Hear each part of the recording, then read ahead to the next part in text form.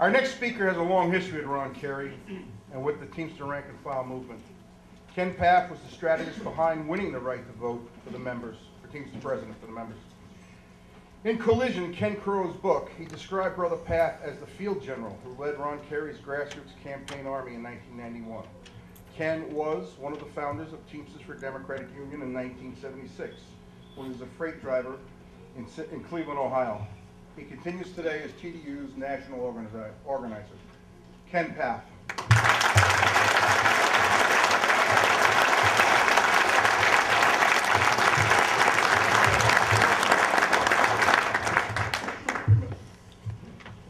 You didn't get that watch out for anyone else. Yeah, I know you. It's indeed an honor to be here on this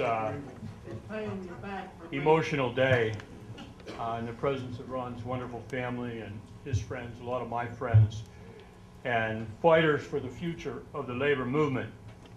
I have to adjust what I was going to say because so many people have taken my talk. I especially want to thank Brother Riley Fernandez for taking most of my talk and doing a fine job of it. I did meet Ron nearly 30 years ago here in Queens. We started meeting occasionally in some diner that I don't recall near the local 804 hall. Anytime I could get to New York. Talking about exploring what possibly could be done to transform the Teamsters. Ron was building a model of where we were headed in local 804, and I was working on a national level on the possibility of reshaping the Teamsters Union, which seemed like a very distant dream at that time, so I guess we were just some of the dreamers. I came to understand in those meetings why we didn't have any TDU presence in local 804, because Ron and the people around him were in effect the TDU in local 804. And Ron started to appreciate the need for a national movement and how are we really going to change this union? What could we grab a hold of? And Ron started to reach out. In 1984, when Teamster President Jackie Presser, who stood 180 degrees opposite of Ron Carey. Everything that Ron Carey was, he wasn't. Everything that he was, Ron Carey wasn't. He was a racketeer. He was a multimillionaire. He had never worked a day in his life as a Teamster, and for icing on the cake, he was an FBI informant to help get his enemies eliminated. In 1984, Ron started to travel a little and meet active Teamsters around the country to learn from them and start to network. But it was all very preliminary until March 14, 1989, when history took a leap and we won the right to vote for our Teamster president. And the people running the Teamsters always helps when your opponents are morons. They bargained with the government to extend the period, like if there's going to be an election, put it off till the end of 1991, which was 2¼ years later.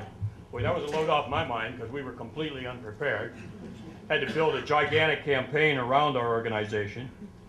And most importantly, we needed to have a candidate.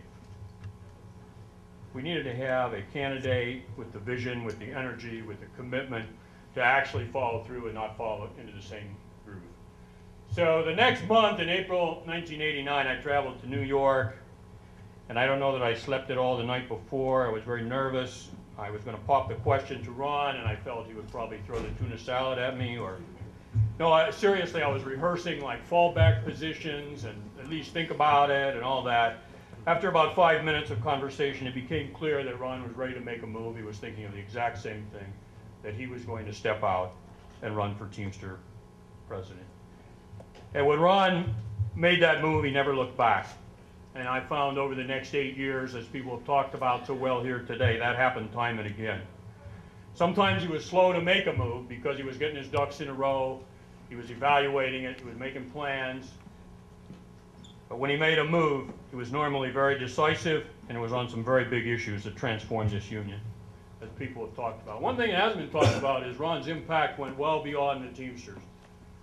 Well beyond the Teamsters. For the first time in the history, the AFL-CIO saw a challenger win the election in the AFL-CIO to sort of bring it into the 20th century, if not the 21st.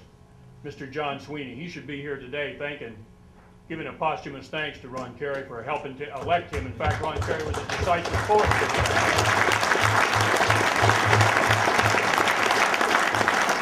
Ron Carey was the best campaigner I ever saw.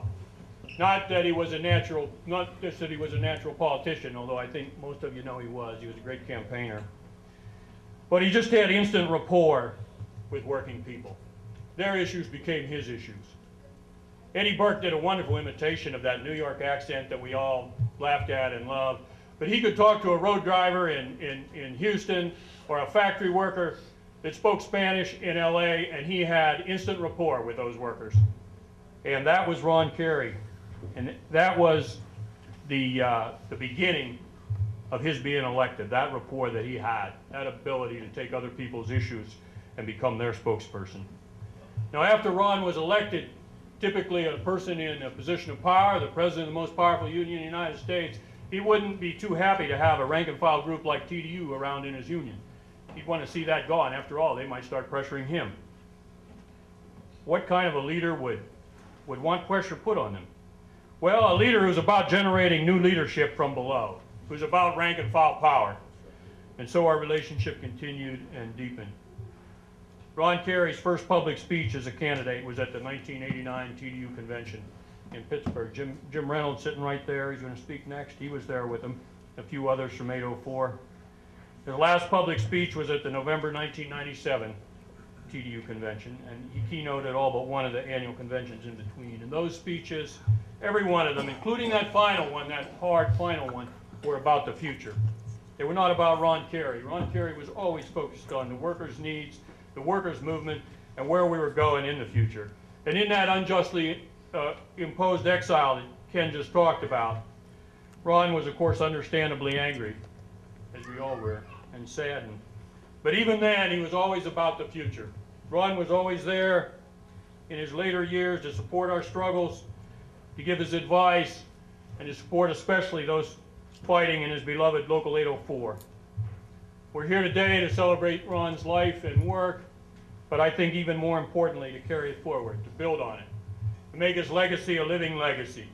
Starting in Local 804, as Brother Riley Fernandez said so well, and going on to change the labor movement in Ron's vision, which is our vision. He's gone, Ron is gone, but he's with us in spirit, and it's up to us to carry that spirit forward. Thank you very much.